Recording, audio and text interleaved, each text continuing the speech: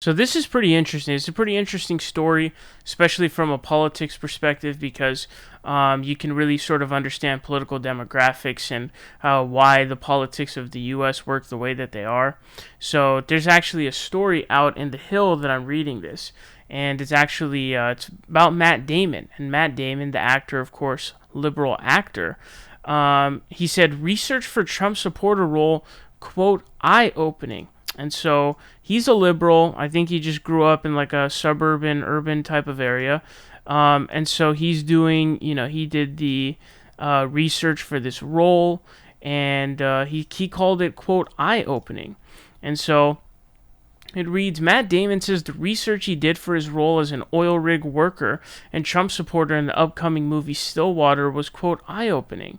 In the movie, Damon plays an oil rig worker from Oklahoma who travels to Marseille, France, to help his daughter, who is in prison for the murder of her roommate. The story parallels that of Amanda Knox, an American student who was convicted and later acquitted of killing a British student in Italy. Damon said during a news conference on Friday that he spent time with oil rig workers to get a sense of the identity that his character would have in the movie. Quote, being invited into their homes into a backyard barbecue. A guitar comes out and they start singing church songs. It's a very specific place and very different to where I grew up. It was really eye-opening for me. Says Damon mentioned Friday they picked up on specific details as he spent more and more time with oil rig workers while researching the part. They all have goatees, the sunglasses. They're not six-pack ab guys, but they're strong. The actor also mentioned noticing jeans they wore that used a fire retardant that, quote, changes the way these guys walk. In the movie, a French woman asks Damon if he voted for former President Trump. He says he did not because of a prior felony that took away his voting rights. However, Damon said that his character would have voted for Trump if he could have. They're in the oil business, of course he voted for Trump, Damon said, according to Variety. These guys don't apologize for who they are. So this kind of goes into some of the aspects of politics that are pretty important to understand that liberals don't seem to even acknowledge really exist. And this is kind of the Rust Belt issue, where there are these places where these factories, that people who live there, their entire livelihoods are essentially attached to those factory jobs, and being able to have those jobs to basically, support their livelihood. That's all they really know, culturally even.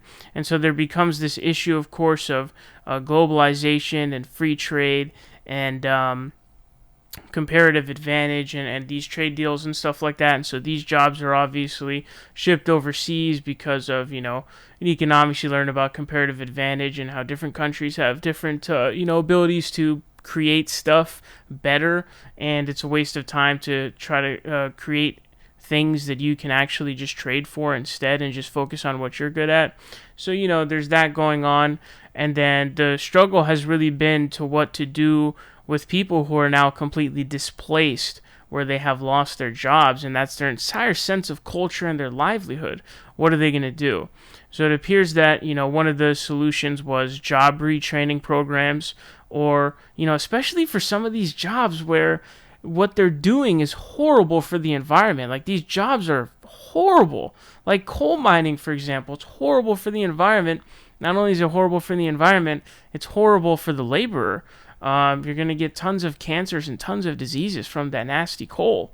But also it's horrible for the environment. And so, the issue becomes, what do you do with this kind of stuff, obviously? These are jobs that you have to get rid of because we don't need them anymore, first of all. And second of all, it's horrible for society as a mass. It's just horrible.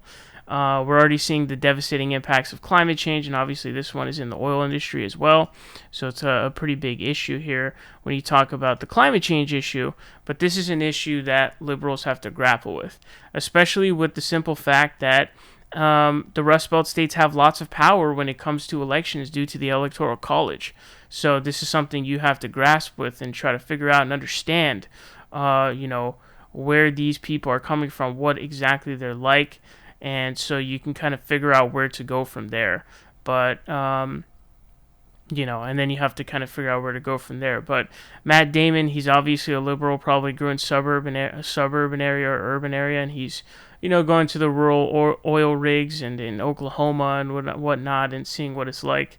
It's different, right? It's different. So you kind of have to understand that and figure that out and see what you're gonna do. But it's going to be difficult for these jobs to be transitioned out, because even with job retraining, I think a lot of these people just don't want to work other jobs. They're like, no, I want my factory job. I just love it, like coal job, whatever.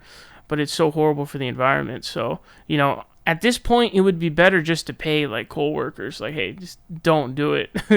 We'll shut down the coal mines and we'll pay you money. We'll literally pay you money not to work. But I still don't think they would want that. Like, it's a sense of culture for them, right? Because otherwise, the sense of employment for a significant portion of the population is really what gives them worth and work and hard work. It's something that's deep rooted in the culture, and so that's something you're going to have to grapple with. And so that's at odds with globalization and free trade and liberalization of the markets and such. So you're going to have to figure out how to deal with that issue, essentially. Comparative advantage and free trade can be beneficial if you have a proper redistributing of wealth, but I have not seen that redistributing of wealth really happening. And so you see a lot of people just losing their livelihoods and just getting no help, essentially, as they lose their jobs and get laid off. If you could find a way to do comparative advantage while simultaneously making sure that those people are taken care of and they're being paid and they have other jobs and things of that nature, then it would be a good plan. But this is something you have to deal with. There are thousands, hundreds of thousands, millions of people losing their jobs in these kinds of areas. So it's important to understand, man.